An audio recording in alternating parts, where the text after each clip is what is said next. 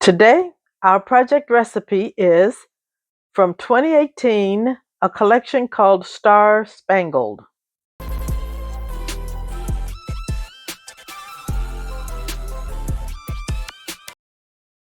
I've selected the Through the Years 1980s to 1990s designer paper pack, and it's still available on the Creative Memories website as of the date of this recording. I chose this paper to be the background paper. It's an interesting shade of yellow, and I actually like the back of this. I'm even thinking I'm going to get some more of it. I also chose this paper to be my designer papers 1 and 2. I'm going to make the cuts for both designer papers using this sheet of paper and its beautiful back. I love this. And I'm adding Songbird Blue cardstock to make part of this. And so let's get into the recipe itself and see what we need to do.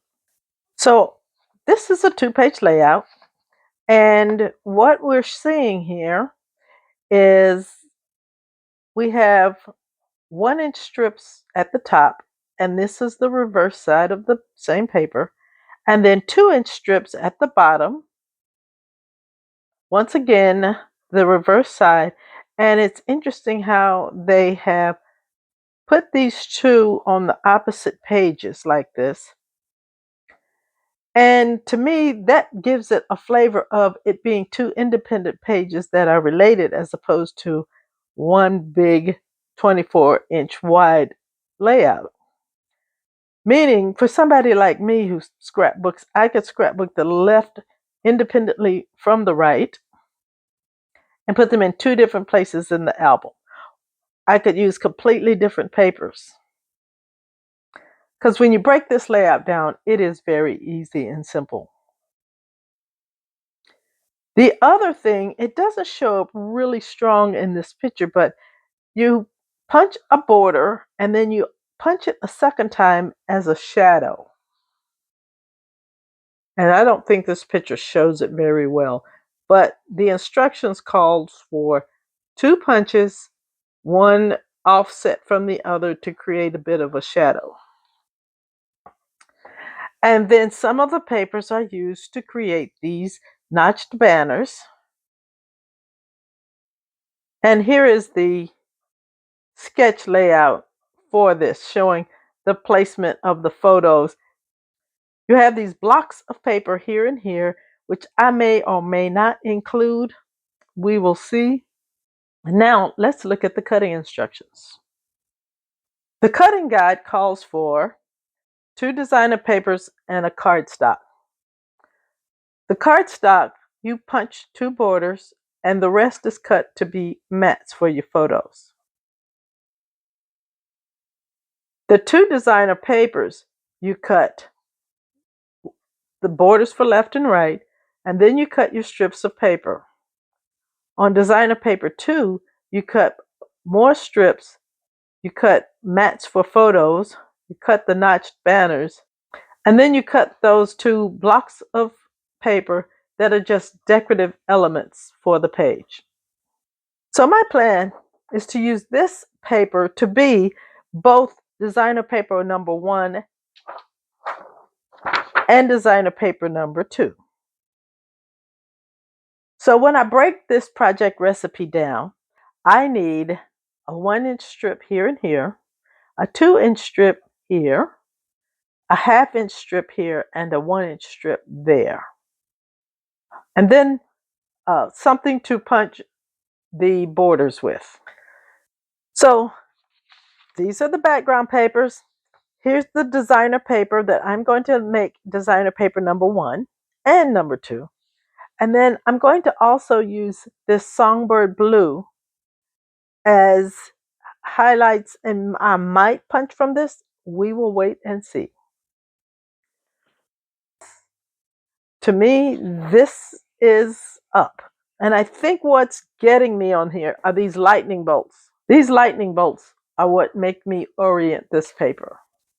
So I'm going to cut a left and right piece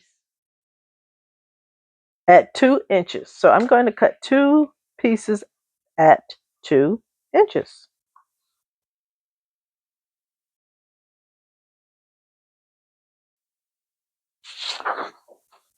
Now I'm going to cut 2 pieces at 1 inch, and I'm going to use my right side measuring here to cut the 1-inch pieces. Now I'm going to take my songbird blue, and I'm going to cut 2 pieces at 1 inch. And now I'm going to cut 2 pieces at 1/2 inch.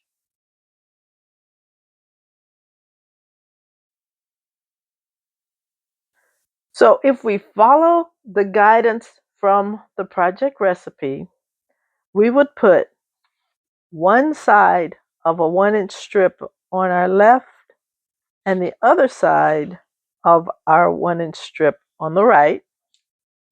And then we would put our opposite side on the left.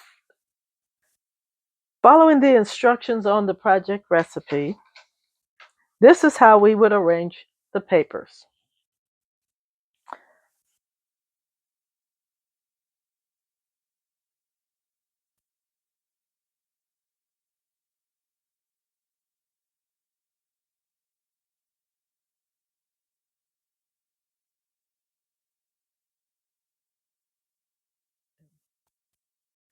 So according to the project recipe, this is how we would arrange our papers on our background. I don't want to do this. I'm going to now do it the way I would like to see it done. I'm going to do one side this way and one side this way. So one option is to do both sides the same and kind of treat it as 2 separate pages. This is 2 different layouts. They could go in 2 different places. They could go in 2 different albums. And I like that. Or I could turn everything around and make it look like one 24-inch layout. Here's another option. And you know what? This is the option that I like the best for my photos.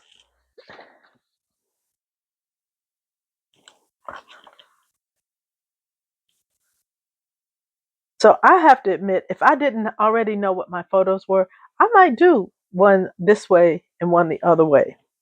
But for the photos I have, and when I bring the photos out, I think you'll understand that this is the paper that works and why I chose it. Now these are some interesting colors. That's an interesting color palette.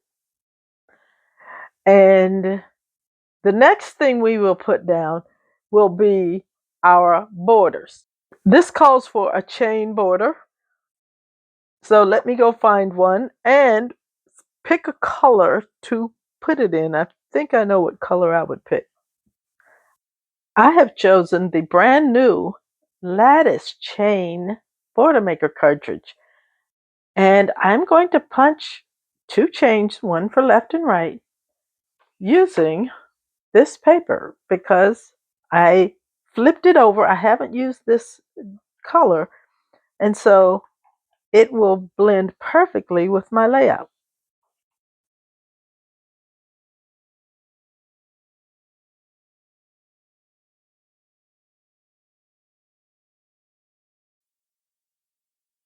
So this is the dry fit of my layout, and I have to say, I really like this. It's like magic or something when you lay everything out and it looks so lovely.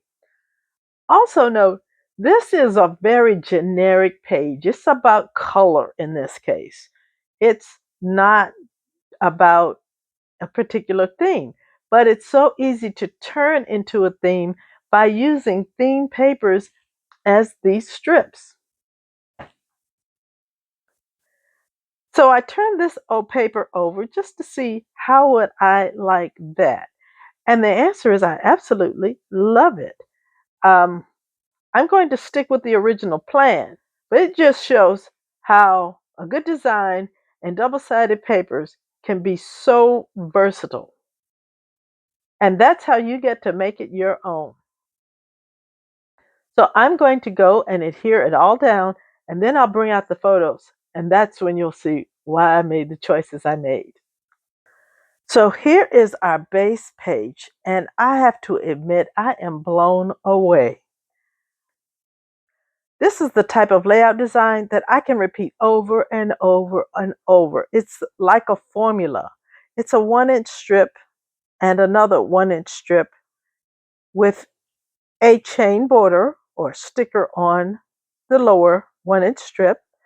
It's a 1/2-inch strip and a 2-inch strip. And I can do that over and over and over again. And if you've watched my Scraps Only Challenge videos, this is exactly the type of thing that would make a layout and help me use more of my scrap paper. So the project recipe calls for a configuration of photos that goes something like this. A 6x4 photo. Now it calls for a 4x5 photo, but I'm going to put a 3.5x5 here. And it calls for a 4x2.5, and I'm just going to put a 4x3 right here. And then it repeats the mirror image on the left side.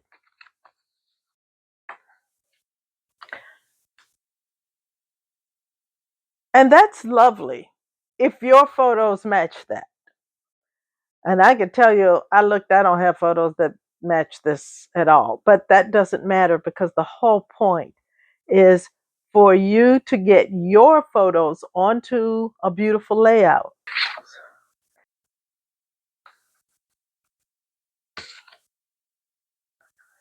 So here is an example of putting even more photos on here. Now, things we did not put on the page, at least not yet.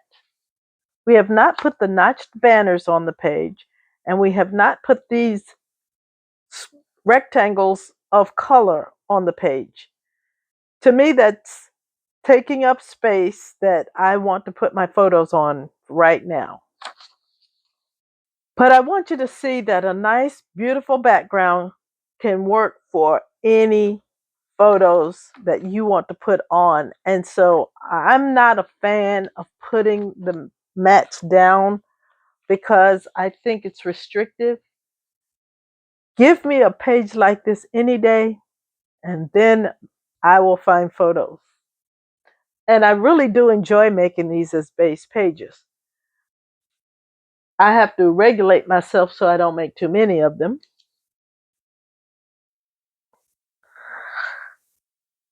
So here are my photos. I like that. I like the white mat around it. So here are my left side photos, and I'm really happy to see that all my photos fit inside of this yellow block right here. Let's see how the right hand side goes. Okay, I like how I was able to get all my right hand photos and my left hand photos in here. So here is my photo configuration. What I have here, I have a lot of these crusty land photos. I'm going to use a peekaboo pocket for right here.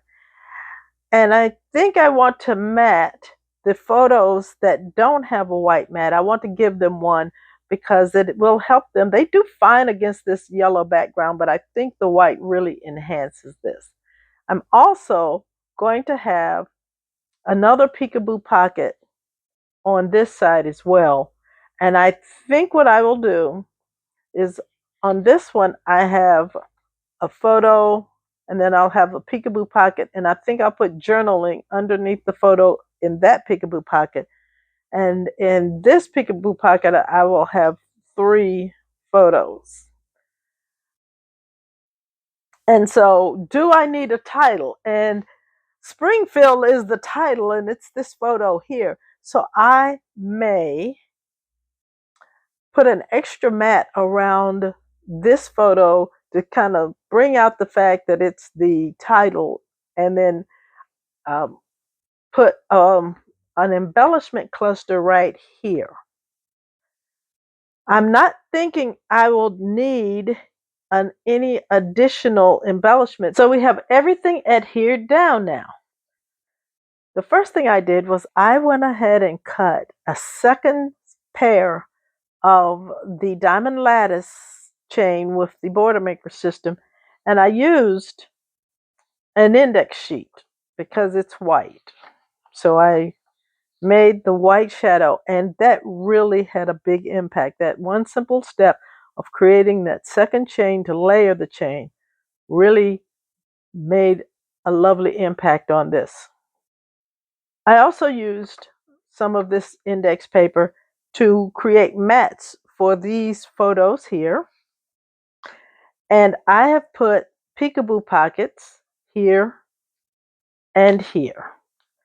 I'm going to put my journaling on the back side of this peekaboo pocket, and it will go here. The project recipe calls for 2 banners on each side. The widths are 1.5 and 1 3/4.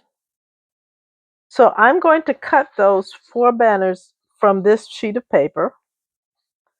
So that leaves me with this piece of songbird blue, which I can use on another layout. So I'm going to cut 4 strips. I'm going to cut 2 at 1.5 and 2 at 1 3/4. The length doesn't matter. This is a little over 3 inches right now. It's 3 1/4. So this is 3 1/4 inches right now, but the length doesn't matter because they're going to be tucked up under.